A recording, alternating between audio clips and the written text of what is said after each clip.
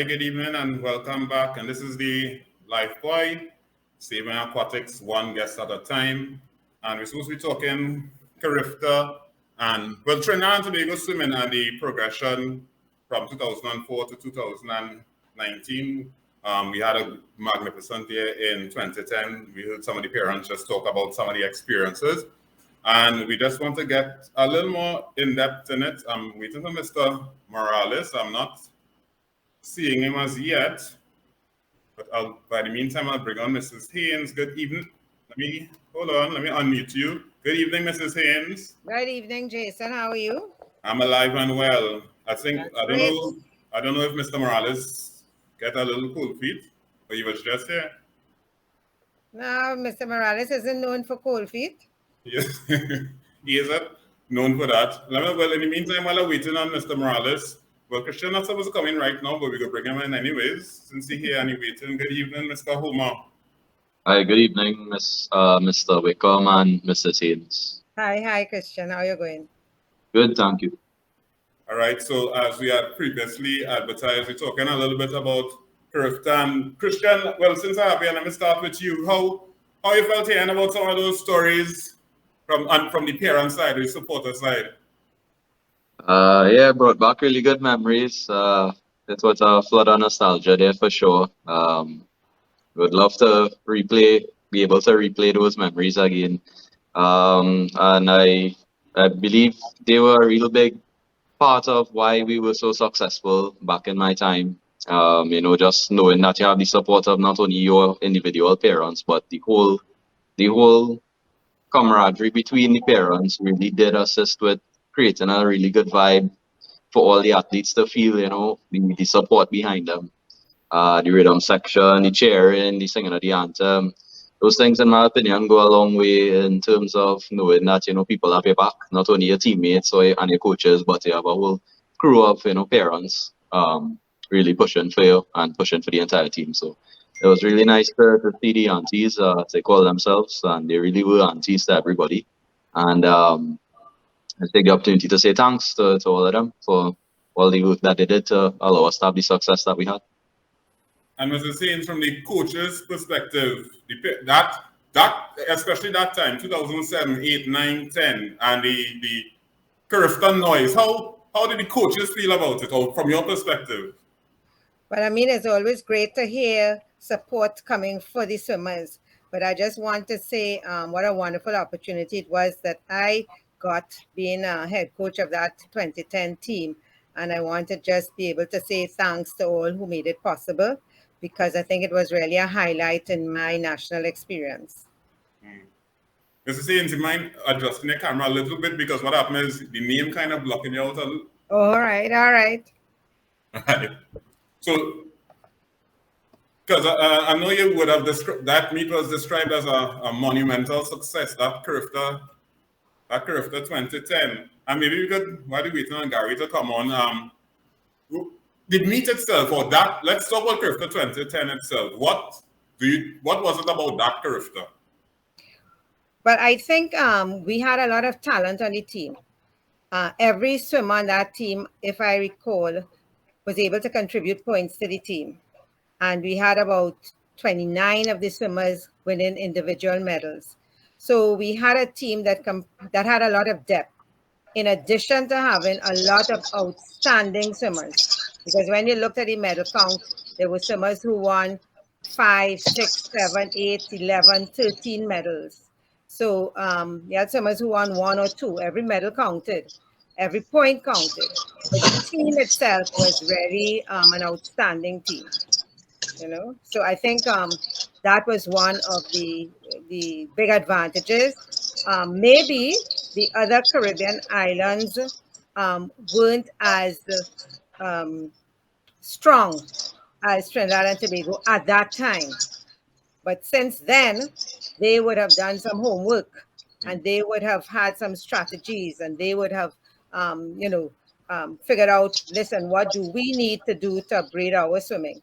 And so the difference between Trinidad and Tobago and the other territories started to be reduced. And we are where we are now. Mr. Gary Morales, welcome to Trinidad and Tobago. Thank you. It's a pleasure to be here. Welcome to Corinne Callaloo. When last you had a good Callaloo?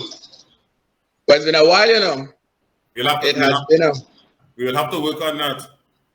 Yes, actually, I saw somebody in New York have Callaloo Bush that they said that they sent in via FedEx, so I may have to do that. Yeah, and I'm sure it might be cheaper than Trinidad. But anyway. the way things looking, it might be. Gary, you got to grow your own Callaloo, man. That's not hard to grow. That's not hard to grow. So, Gary, yes, sir. First of all, Gary Morales was the manager of the 2010 Carifta team and the CISC team. And if I don't say both of them was victorious, you go tell me something. So both of them were victorious, Gary. And Gary was the manager of both. Gary, tell me about that Carifta. Tell me about that Carifta 2010 event. What made it special?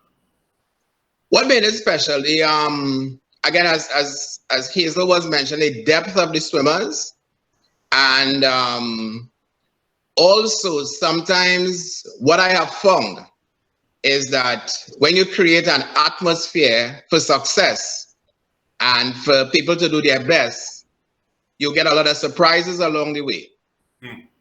So like as Hazel was mentioning, we had the top performers, but then you had some serious surprises that really, brought about the whole atmosphere then that kept building. So like, for me as a manager, when I would look for the first swim, and many times you could correct me if I'm wrong, but we had some long distance swims that was the first, and sometimes Stefan Sharp would give you a big swim. Right. And that sort of set the tone for what took place. So it started the atmosphere and the rhythm of the swimmers. So everybody now wanted to come and emulate what they saw. So you would expect big swims from guys like Christian, from the rigs, from again all the other guys who were there, the Cadells, what have you. But then you would have some people that showed up and give you some unique swims. I remember once, I think Chloe McMillan, she came on, like she wasn't even expecting the medal and gave you a silver medal. So these were the special swims that added to the whole atmosphere of the champions. And then the camaraderie that was built, you look at the friendship that was there among the swimmers. And then your administrative staff doing as much as they can to keep the swimmers comfortable as possible.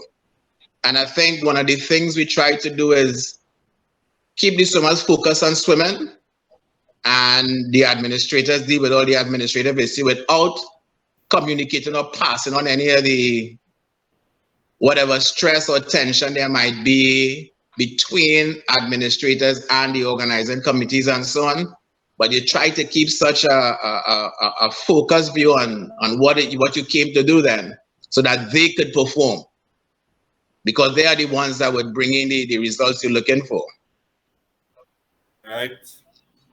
But Christian, you were based abroad. I mean, you were here for 2008 Carifta, right? That was Aruba, right? And then you went abroad. And so you came back for the 2009, came back for the 2010. How was that experience? I don't know if there was a difference between the 2008 team and the 2010 team. How was the experience coming back into the Trinidad and Tobago dynamic? Did you see any difference? What was it? You mean coming from England to locally to join the team? Yeah. No, it was a seamless transition for me. I think as Mr. Morales said, the administrators did a really good job of making sure everything ran smoothly. I distinctly remember, I believe it was the 2010, I believe, there was even transport for the national training sessions I was a part of. There was transport provided for the Southerners to get up to UTT Chaguaramas to train twice a week. I think we got meals after every session. So the preparation was really key, in my opinion, of what allowed us to have a good run into the meet. In my opinion, to the gelling of all these swimmers on those teams, whether it's 2008, 2009, 2010, was out of the two. It was really, really impressive. Because, I mean, outside of competition, we were all friends anyways. And, you know, locally I'm talking about. So that when it was time to compete for the red, white, and black, we were all on the same page in terms of going out there and we knew what our mission was. We were going there to win first place, to break records, win relays, win individual goals, silver, bronze. So I think we, as the swimmers, were always really focused, and I do want to echo what Mr. Morales said, that you know, the administrators, coaches did a really good job of ensuring that we were focused and that we had everything, all the resources we needed to succeed. Right. Mr. Morales. Yes, sir. Oh, and Mrs. Haynes, to your recollection, when was the last time we tried to win Carifta? I don't know that you could say we don't try to win Carifta. I think when any team goes out, or set it as an objective. I think that a lot of ingredients go into success, Right. you know, and we had built up to the 2010 situation because we had swimmers representing well in all the age groups except one. I think it was the 13 to 14 girls that just had 2 swimmers. So nothing just happens instantaneously. You build up. And from that, you have to continue to accentuate your positives and to correct, you know, the negatives. And I don't know if we have been doing that as clinically as we should be doing, you know. Probably we just maybe thinking things will fall into place, or we don't understand the amount of background work or the amount of cohesion that is necessary, not just at the competition time. What has to be going on administratively, coaching wise, etc., for a period of time to get the success that you want. It's not just a now for now story. You know, Christian highlighted an important point, the whole build up to the competitions, where the preparation. So like you reminded me of a statement I made, and it's something that I forgot, that success is a planned event. And as Ms. Haynes rightly said, it do just happen. And it's a lot of selflessness, where people give up themselves selflessly to ensure that we get the product the results we're looking for. For example, you had parents who sacrifice a lot to get their kids to the pool, to pay their fees, to ensure that they learned about the sport, to ensure that swimmers did their best. We had a lot of keen competition between the clubs.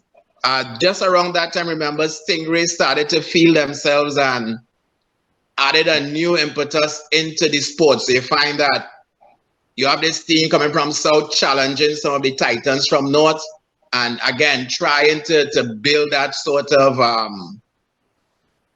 competitiveness in the sport. So you find that helped bring out the best. There was a lot of records being broken. And again, swimmers was pushing. You had money in the sport, which is a key ingredient. If you don't have the money, again, you cannot implement the plans and get the resources you need. And the national training, where again we try to cater for the swimmers. You know, you make them feel like they are important. You make them feel important so that they know that, look, I am going to do something because you have people behind me. It's not just me alone in this thing. And I feel like I am going to be rewarded somewhere along the line, not just monetarily, but the importance that they bring to the whole thing. So that I think there are a lot of things that added behind the scenes to ensure that type of success took place.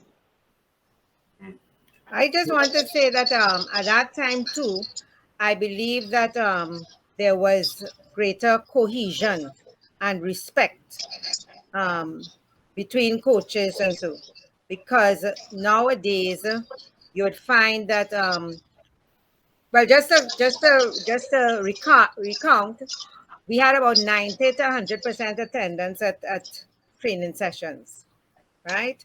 So that the coaching staff took the responsibility, not total responsibility, because the individual coaches were still coaching their swimmers for the rest of the week. So we cannot only credit the national coaches. But what I'm saying is that swimmers came, to the sessions and performed at the sessions in addition to their club training. What we have sometimes now happening is that you might have a situation where, but when I say now, not only 20, not over the past years, where a coach may feel that, the national training session is not significant to the swimmer's performance, and therefore undermine what is going on at the national training sessions.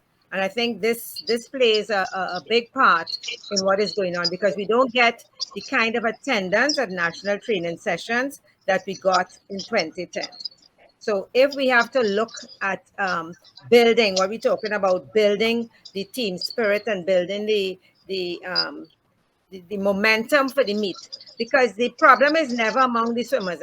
The problem is never among the swimmers. The swimmers gel, they're friends, they're chatting otherwise and everything else. But sometimes we, the adults, bring in aspects of it that tend to undermine what the team should be striving to do, and therefore we don't get the result that we would like to get. I just want to butt in here and give the athlete perspective to what Mr. Haynes just spoke about, because that's very important what she's speaking about is national training attendance is crucial. I distinctly remember all the national training sessions that I've been to. We used to race super hard. Those were some of the hardest sessions we used to have. Because you want to shine, you're racing against basically the top kids in the country. You want to impress everyone, you want to impress yourself, you want to have a good session. Not only that, but being in attendance for the national sessions allowed you to, 1, learn the chants, 2, learn the stretches, 3, learn the routines, 4, learn each other, right? Fall into line with the team vibe, the team spirits, gel with the coaches that's going to be there at the meet. So, practice your relay exchanges. I've noticed in the last couple of years we've been DQing relays, probably because we're not spending enough time as a unit practicing. I don't know, maybe. So just to hop on the point, definitely from a swimming perspective, swimmers really should be attending sessions frequently, just to have that all-round experience leading up into the meet. So before we go forward, I just want to, well, you're going to see yourself disappear from the screen a little bit. I want to put a graphic up on the screen, right? Oops.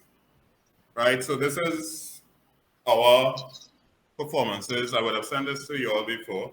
This is our performances in Carifta from 2004 to 2019. Well, Jason. Yes? I'm not seeing the graph. I'm still seeing myself here. Probably because it is not phone. Mr. Haynes, you see it? Yes, we see in the graphic. We see in the graph. All right, well, Gary has sent you already, so. Yeah, yeah. Right. So, this is just the white line. You're seeing there, that's the total amount of medals we won. And the red line shows the total amount of gold medals we won. So, both of the graphs kind of mirror one another. And you will see that there was a progression going straight up to 2010. There was a big drop in 2011, and it seems like since then we really have not recovered from that drop. If you want to see the information contained within, let me just go to the next right. So this is a little graphic of our places, our medals. So you would see in 2010, we had our highest medals, which was 94 medals with 46 gold medals. We were first then. I put some additional notes at the side too, because I wasn't able to get all the medals from 2003 going back. But you would see Trinidad and Tobago 96 first, 97 first, 98 first, second, first, second, first, right? So we just seen a trend that, hold on, moving across the next. This one is Sisikan. Sisikan is a little bit different. Oops. Sorry, hold on a sec.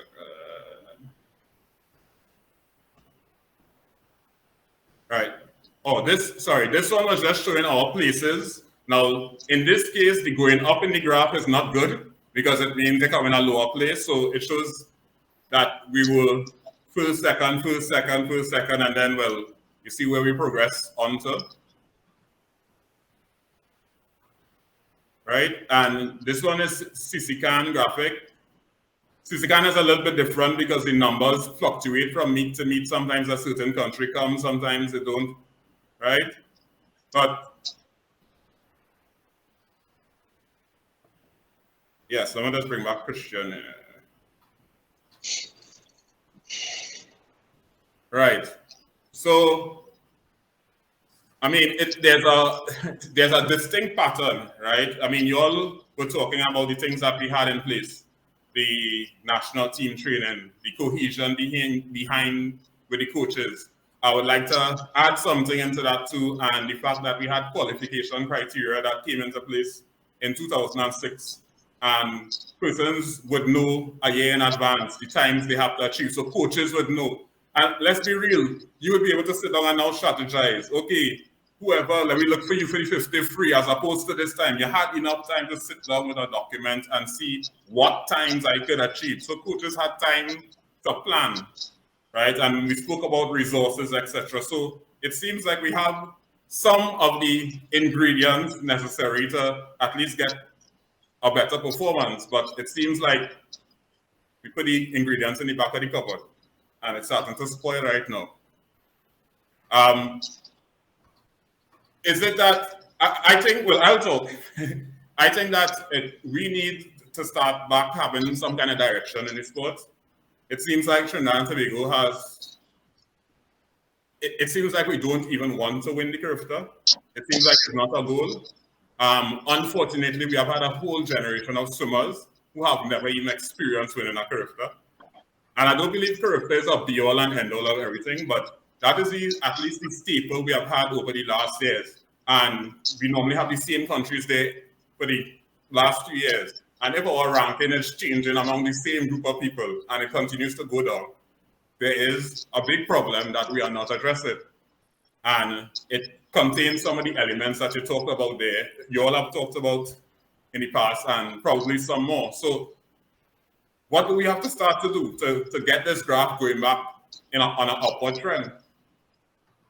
I'll start with Gary. I mean, I can talk from a full disclosure. Gary was a secretary of ASAT. I was on the executive of ASAT in the past as well. So we were in decision-making roles.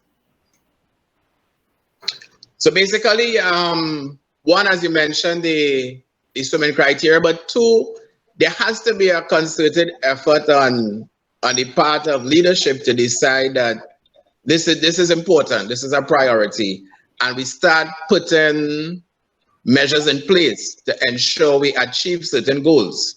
And that has to filter down now from the administration at the, let's say, the ASAT level, the executive level, that has to filter down to the clubs. And that comes through some sort of meaningful engagement where we identify our clear goals and what we believe is necessary to meet those goals. Again, the executive don't directly interfere in clubs' business, but there's where now the clubs now that develop the swimmers have to have some sort of again, program in place to develop the athlete that we need. One of the things that I believe is needed at the club level is, again, the whole thing about parental involvement, parental education. Your coaches have to be on top of their game. And I'm going to say something that may sound a little bit contradictory, but I hope, Hazel understand.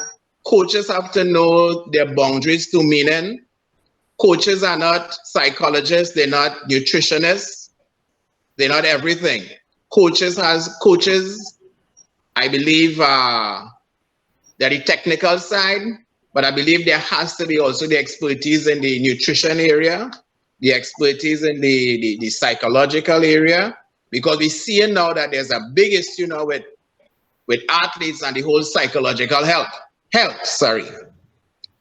that is an important part of the development. And it all goes into what is taking place in the country. For example, is money available for the parents? Because swimming is an expensive sport. And it takes, as I said, a selflessness when you have to, and this is where we have to do the economics now. The gas in your car, the sacrifice from the job, the money for fees, the money for nutrition, the money for the resources for swimming, the trunks, the equipment, what have you. There's everything has a cost to it. So therefore now, to build and develop these swimmers, you need to have all these ingredients coming together. And pool time, administrative support, parental support, the full 9 yards. Hazel? This is Ian, sorry. That's all right. Just to continue with what Gary is saying, you have to build the momentum. I remember we used to have a lot of we used to have persons coming from abroad. Clubs used to organize experts coming down. ASAT used to organize experts coming down. This used to thrill the coaches, thrill the swimmers, thrill the parents. When you organize a session with a foreign expert, the parents hustling to get involved, to get to attend and all this sort of thing. We don't have all of that going on right now at all. And it might be because of the financial situation, right? So that is one area that has sort of declined. I remember a few years ago, coaches asking for help. Coaches who had just come into the swimming fraternity asking for help, asking for direction. And that was supposed to happen. But the only time we seem to get anything organized is when there's a competition.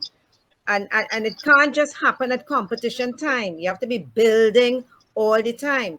So that although we have more clubs in our association now than ever, how many clubs are producing swimmers?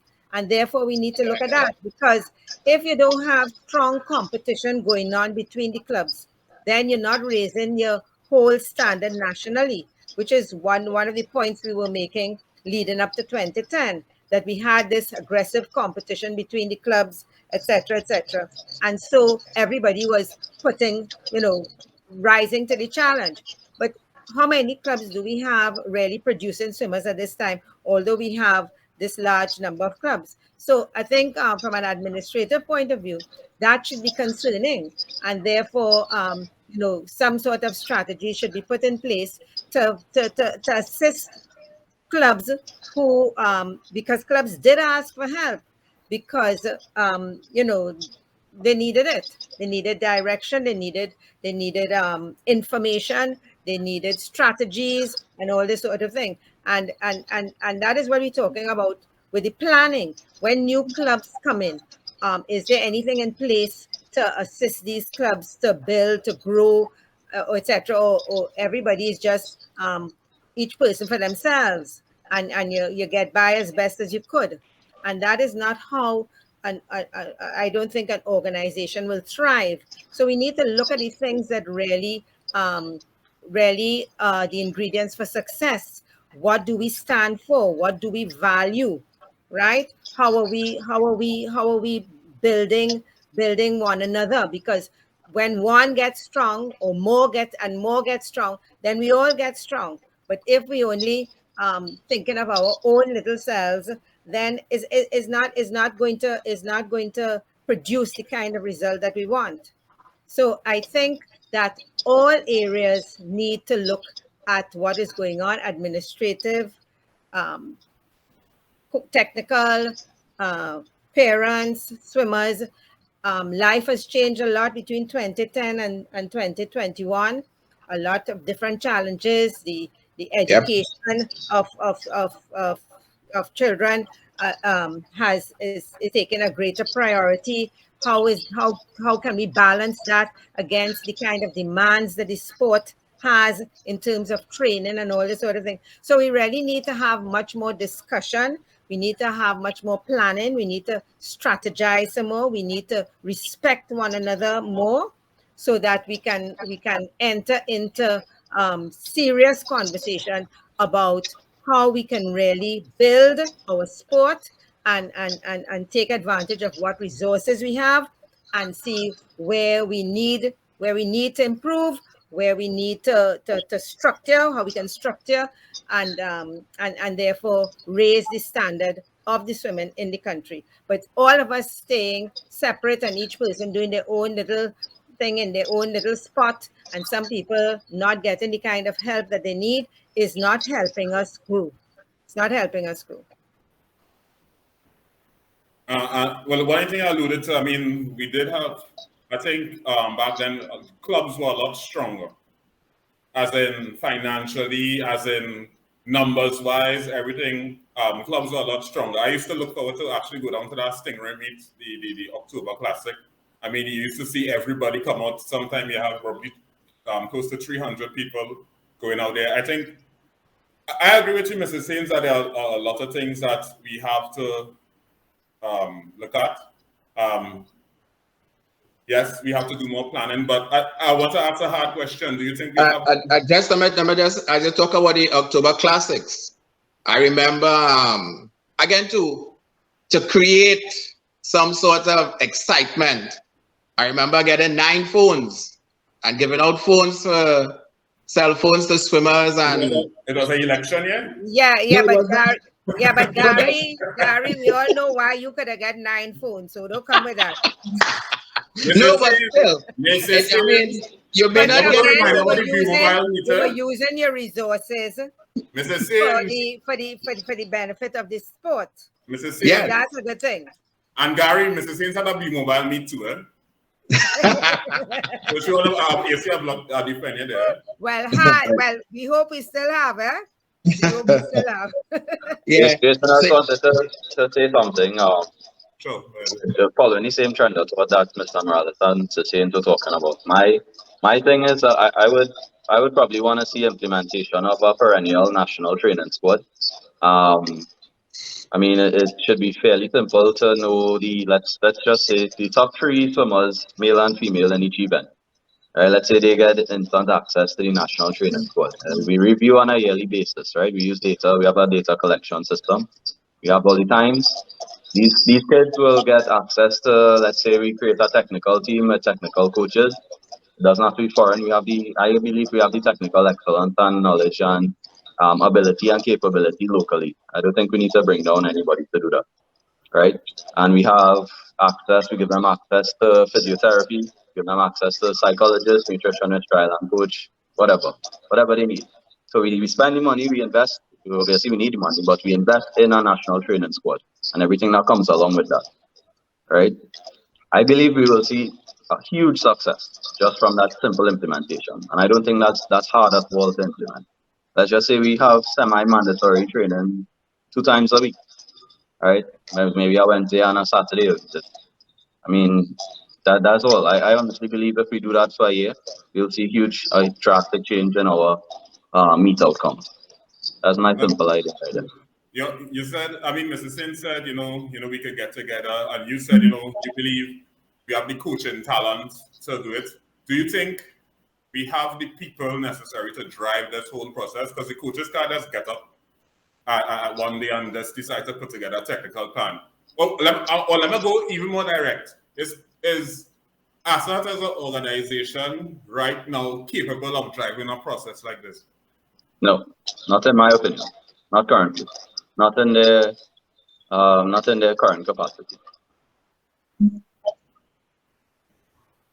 I don't know if they're gonna have I don't even know if they have the will to do something like that, to be honest. ASAT is all of us, sir. I know. I know. I don't think we as a group have the will. Enough of us as a group have the will to get it done. Whether it is the executive or the council, whoever, I think we need to come together more, sit down, probably have a technical coaches meeting, and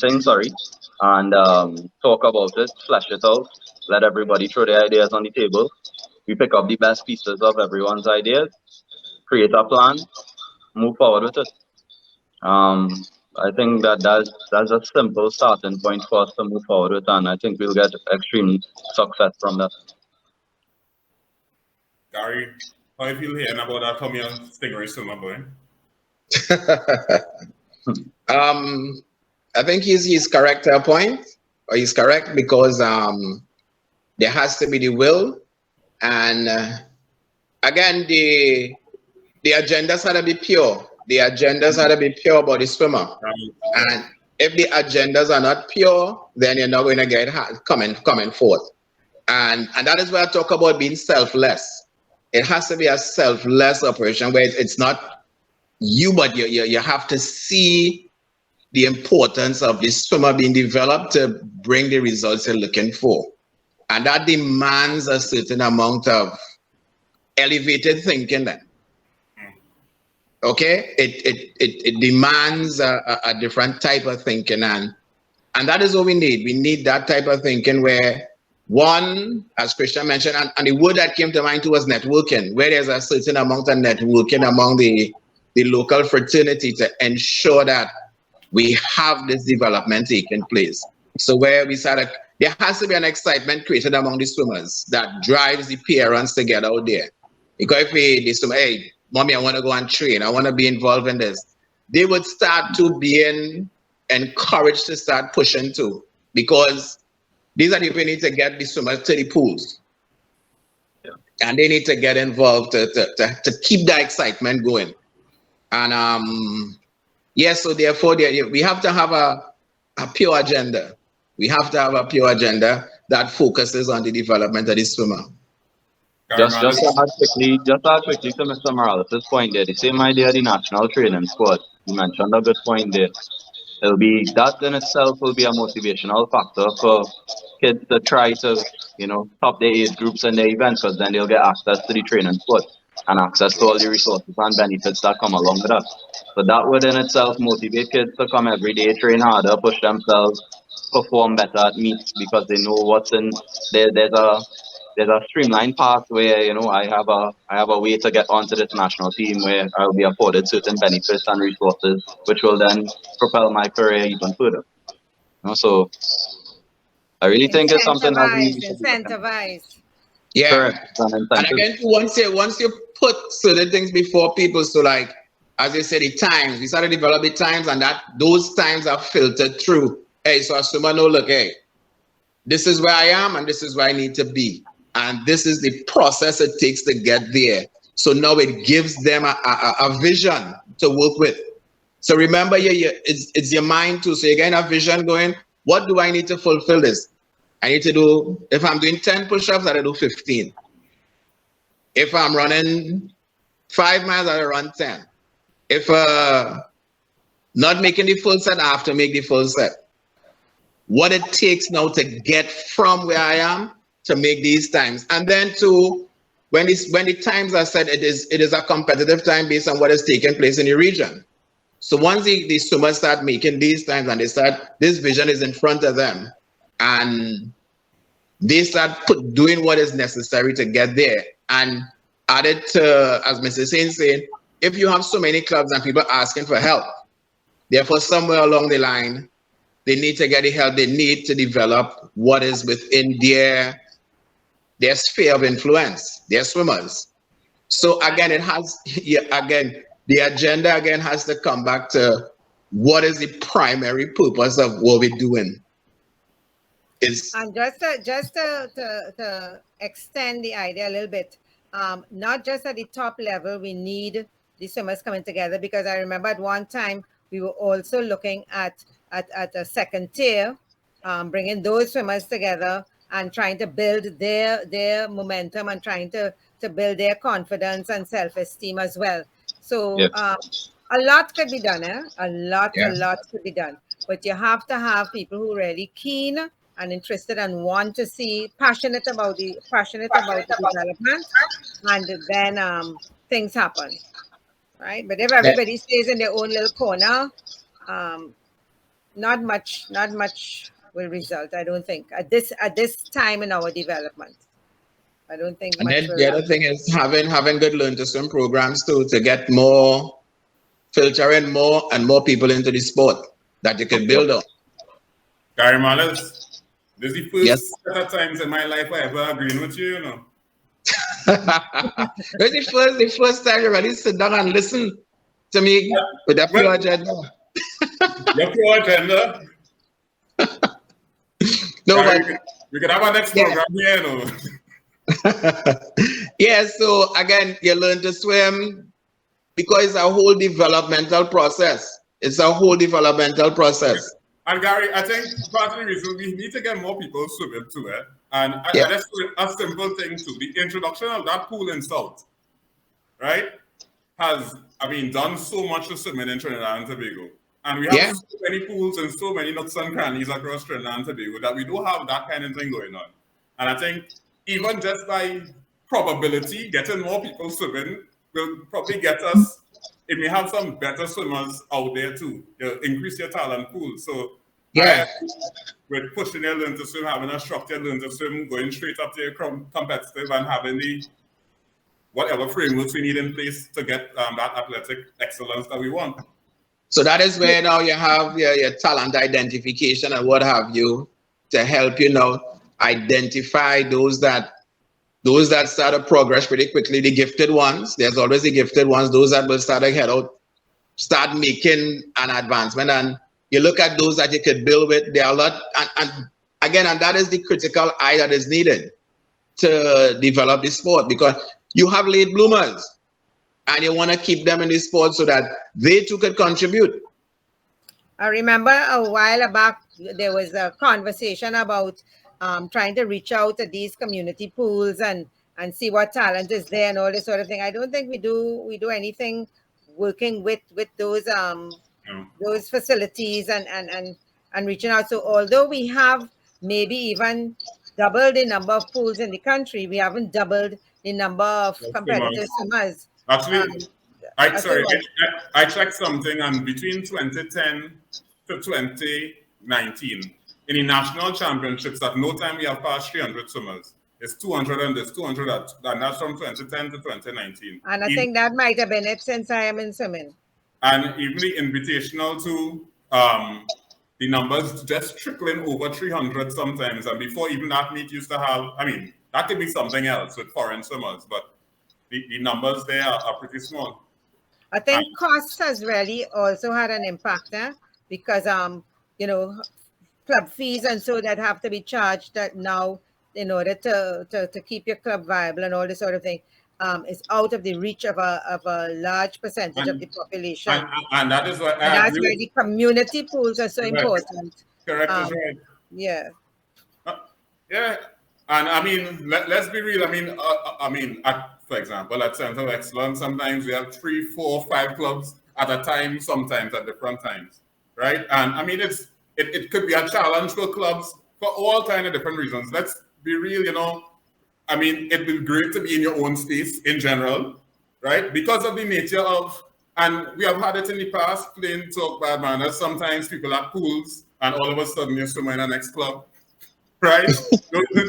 those things are real things, and those things are coaching. I think access to these community pools is a major thing that is needed right now. I mean, it will allow clubs, for example, it will allow a private person, if they want, to charge the fees they want at their facility.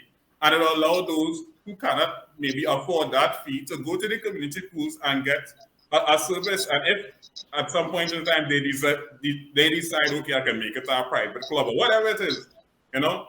But that access to the community pools, I think, and even our aquatic center is critical. Is critical to the development of the sport. Yep. I could just we just had a short stint there at the aquatic center, and although we were training less sessions, having the facility of the 50-meter pool in which to train, you know, you saw the improvement in endurance, and so happened much more quickly than training in the 25-meter pool. So that as you're talking about the access, and I think the president of TTOC was talking about that just recently as well. So many of these facilities are underutilized, and how we can speak with the sporting organizations to get them utilized at an affordable rate. Because the other thing is it becomes inaccessible if the rate is too high. Right. So again, finance tends to play a big part in the driving of programs and that type of thing. And you have to be able to get the funding and the sponsorship and that type of thing to make things happen. Before we feel like we're in a council meeting and going over time, but the only difference is I feel this is a much more positive conversation than we are accustomed having. And I think it's conversations that need to have. We shouldn't be having the 2010 conversation in 2021. Not making any sense. And it doesn't make any sense. And we haven't tried to see what we did wrong, what we did right. We just ambling aimlessly. And I think we really need to sit down, because I agree with Christian. I do believe we have the coaching talent in Trinidad and Tobago to get kids to athletes to the next level. Sometimes I hear people talking about bringing in a foreign coach, but I never hear anybody say, let's bring in a foreign administrator, because that is our problem. Our problem is administration. And our problem is putting in the policies in place so that coaches don't have to be beggars. Right, coaches could have a decent standard of living, right? You create a community that, you know, somebody who goes into learn to swim knows that, hey, this is my pathway if I want to become a elite athlete. And if I don't want to become an elite athlete, I still have a pathway, because all of these people belong in swimming. And let's be real, in your club, you need the very best. You need those who are utility swimmers, because you have bills to pay too, right? So I think I want to start to wrap up at this point in time. So, and just to that point, Jason, remember too, they may not be a top swimmer, but if they learn the mechanics of the sport properly, they could be a part of your Learn to Swim program in building that aspect of the swimming population, because they have an expertise that they look. There are some people in remote areas that have Learn to Swim running, that have swim clubs running. Correct. And they may not have been in the top tier, they may be in the second or third tier, but they learn the mechanics of the sport well enough to be able to train somebody properly and bring them into the sport.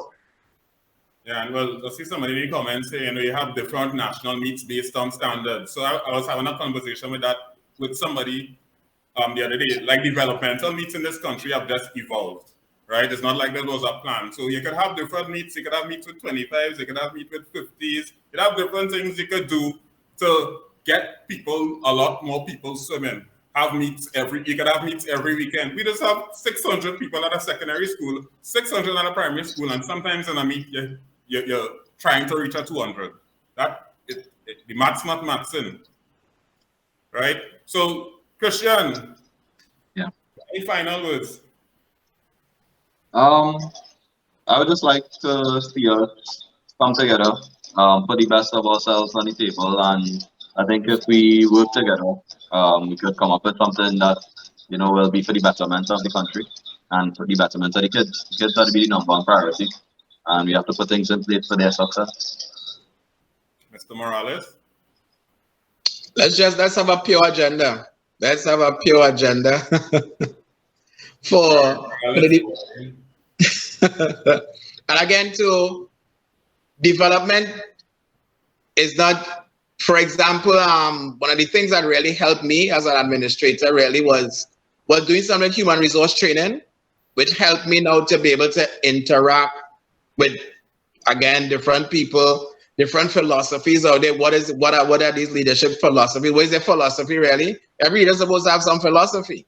Sure. And all of this now really snowballs into what we're looking for. So you find that, again, the whole focus, let's bring it back to the swimmer and their success and build the whole thing around their success.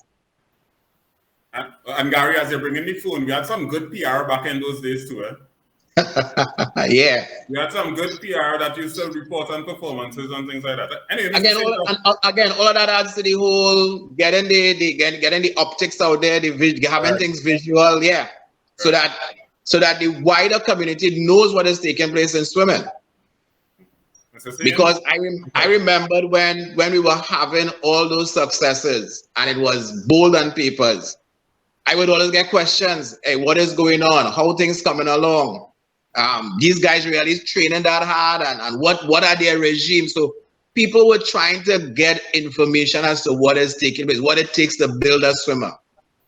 And that too helps with, again, contributions coming in. Mrs. Haynes? Well, I would say we need to redefine who we are, what we stand for, what we want to achieve, how we're going to achieve it. And I think that conversation is important. We had a lot of opportunities to have those conversations over these last few months because we weren't in the pool. I think we missed the opportunity to really get together and plan and strategize. But better late than never. So that's what I think we need to do because people have come into the swimming fraternity, and I don't think that, if we ask who are we, that everybody has a clear understanding who we are, what we stand for, what we want to achieve, how we getting there. These are simple questions that require big answers and answers that we need to sit down and collaborate about and come up with a whole plan and strategy, short term, long term, medium term, goals, and how we get in there.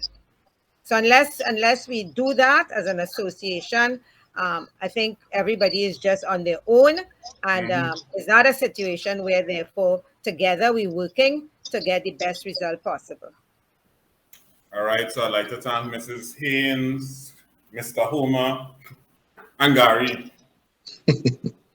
I really want to thank you all for coming and sharing with us. I mean, to be quite honest, a national discussion like this nature hasn't happened in whenever.